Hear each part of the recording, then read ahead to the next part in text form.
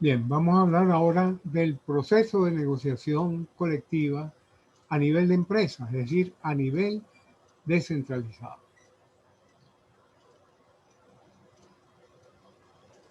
Requisito previo para poder negociar una convención colectiva a nivel de empresa: que los trabajadores se encuentren organizados en un sindicato. Si no, solo pueden negociar un acuerdo colectivo. Bien, vamos a hablar de las distintas etapas del procedimiento de negociación, las distintas etapas. Comenzamos con la presentación del proyecto. El artículo 140 del reglamento se refiere a que el sindicato debe iniciar, también lo puede hacer el empleador. Lo que pasa es que generalmente son los sindicatos los que hacen la presentación del proyecto de convención colectiva. La presentación la hace, por ejemplo, la organización sindical ante el inspector del trabajo, ante el funcionario de trabajo competente para eso.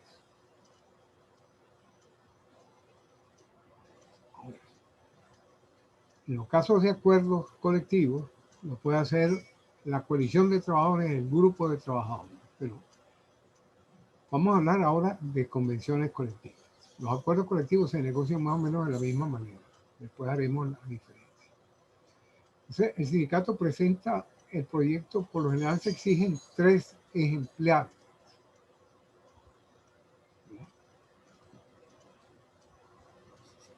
¿Qué sucede? El inspector recibe el proyecto, lo admite, de acuerdo con lo que establece el artículo 448 del decreto ley.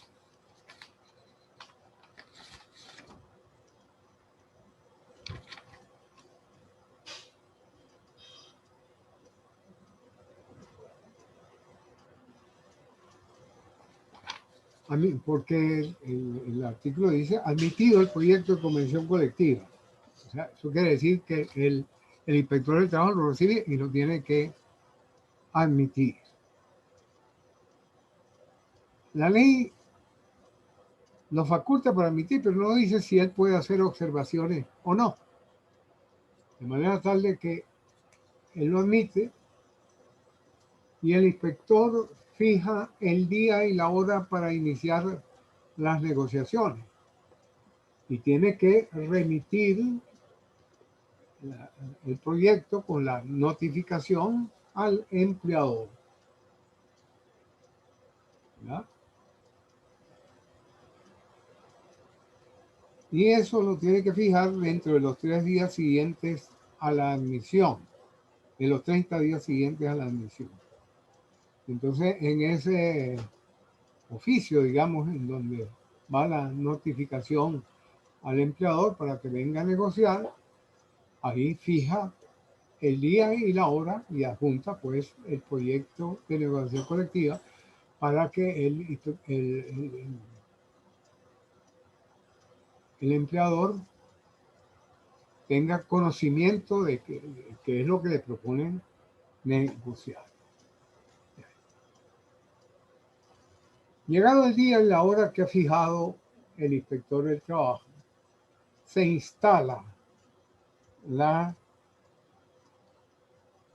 negociación en presencia del funcionario de trabajo.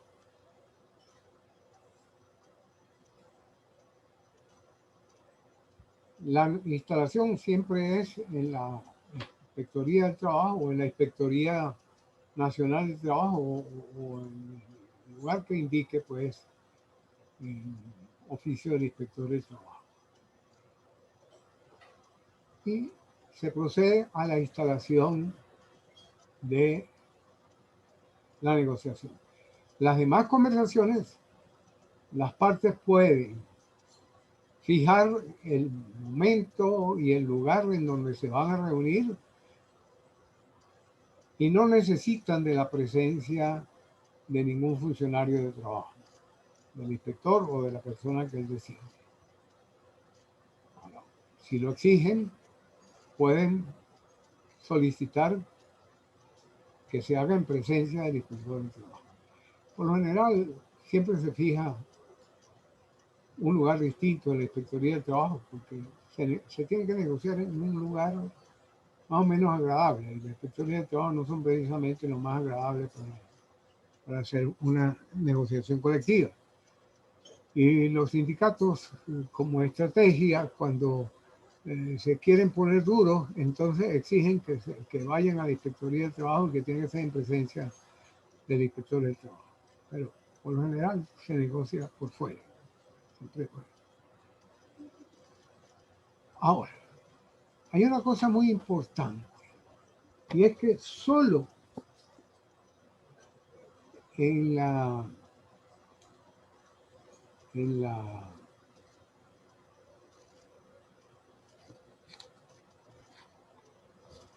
en el momento en que se fija la instalación de la negociación, solo en ese momento, antes de la instalación, es cuando se pueden hacer o poner excepciones, digamos, oponerse a la negociación, de acuerdo con lo que establece el artículo 439 del decreto ley. Dice que solo pueden formularse alegatos y oponer defensas sobre la improcedencia de las negociaciones en la primera reunión que se efectúe de conformidad con la convocatoria. Y una vez pasado esto, no se pueden oponer defensas posteriormente. Esa es la única oportunidad que hay.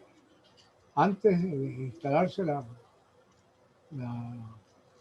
negociación, una sesión de negociaciones, entonces se oponen las defensas y se hacen los alegatos.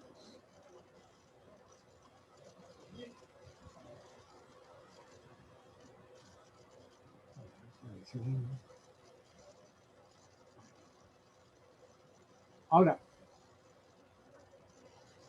¿quiénes pueden hacer esos alegatos?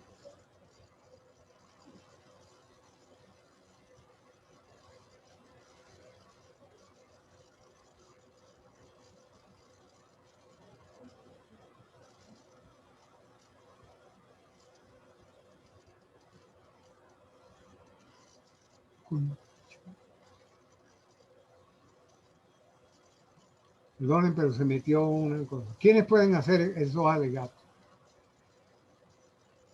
Lo pueden hacer quienes han sido convocados.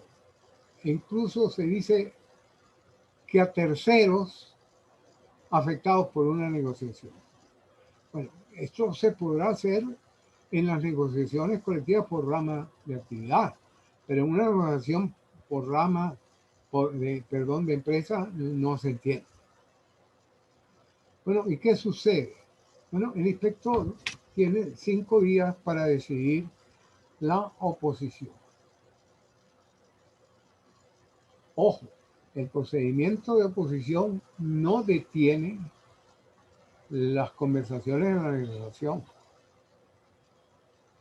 En principio, se sigue un procedimiento aparte. El inspector tiene 5 días para decidir. Puede decidir que se continúe, desechar las defensas o los alegatos, o declarar con lugar esas defensas o esos alegatos. Ahora bien, si lo declara sin lugar, si desecha la oposición, pues se puede apelar ante el ministro del Trabajo dentro de los 10 días hábiles siguientes. Y el ministro tiene 90 días continuos para decidir, de acuerdo con el artículo 91 de la Ley Orgánica de Procedimientos Administrativos.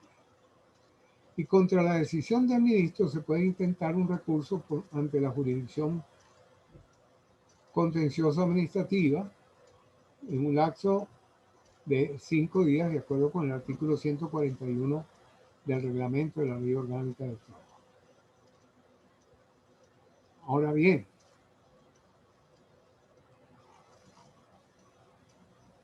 las partes siguen negociando como les dije. Si se procede en la negociación, ahí se para. Ahora, ¿qué tipos de secciones de defensa se pueden alegar? Nada que tenga que ver con que yo no tengo dinero para esto, ¿no? Porque para eso está la negociación, que me está pidiendo demasiado, que eso me cuesta demasiado. Ese tipo de secciones de defensa no puede. ¿Qué se puede alegar? Falta de representatividad. O sea, que el sindicato que pretende negociar no sea el más representativo, es decir, no represente más del 50% de los trabajadores de la empresa. ¿Qué otra cosa se puede alegar? Que tenga el sindicato la junta vencida y que no eh, no puedan negociar colectivamente porque solamente pueden hacer actos de administración.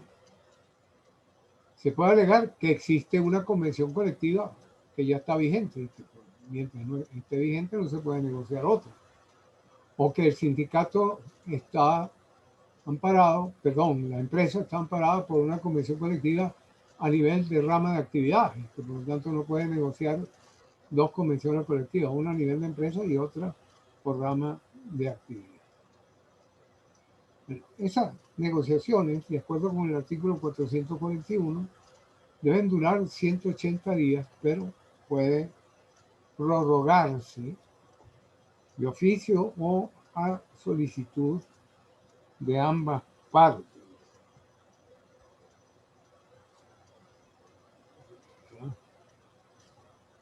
Se habla de varias prórrogas. Y mientras dura la negociación, los trabajadores están investidos de inamovilidad desde el momento de la presentación del proyecto, como lo dice el artículo 419, una de los motivos por los cuales se da la inamovilidad, y de acuerdo con el artículo 142. Bueno, negocian y llegan a un acuerdo. ¿Qué hay que hacer? Bueno, hay que depositar esa convención colectiva. ¿A dónde? Ante la Inspectoría del Trabajo de la jurisdicción, de acuerdo con lo que establece el artículo 450 del decreto ley. La convención colectiva es un contrato solemne, un negocio jurídico solemne, que requiere del depósito, y la ley exige también la homologación, también lo exige el reglamento, artículo 450 del decreto ley y 143 del reglamento, por parte del inspector. El inspector tiene que revisar la convención colectiva y tiene un lapso de 10 días para revisar la convención colectiva, y si no consigue que el contenido sea algo que vaya con que sea una violación o que contraríe las normas de orden público o que se pretenda establecer condiciones de trabajo menos favorables que las ya existentes, entonces la homologa.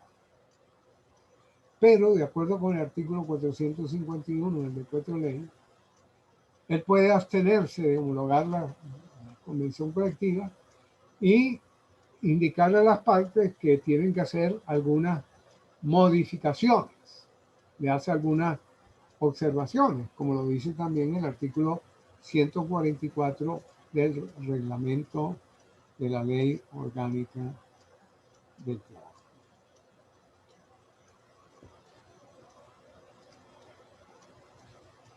Ahora, y le da 15 días a los presentantes de la convención colectiva, a los depositantes de la convención colectiva, para que hagan las correcciones o subsanen pues lo que el inspector del trabajo les estableció, les observó. Sin embargo, las partes pueden insistir en el depósito, en que no, en que así tiene que ser la convención colectiva. Y el inspector del trabajo, de acuerdo con la parte final del artículo 451, si insiste en el depósito, procede a homologarla y a hacer el depósito, pero dejará en la providencia administrativa o en el acta de depósito constancia de sus observaciones y dirá que no va a homologar aquellas cláusulas que sean contrarias al orden público o que establezcan condiciones menos favorables. Bueno, y a partir del momento en que se produce el depósito y la homologación correspondiente, comienza a surtir efectos legales la negociación colectiva.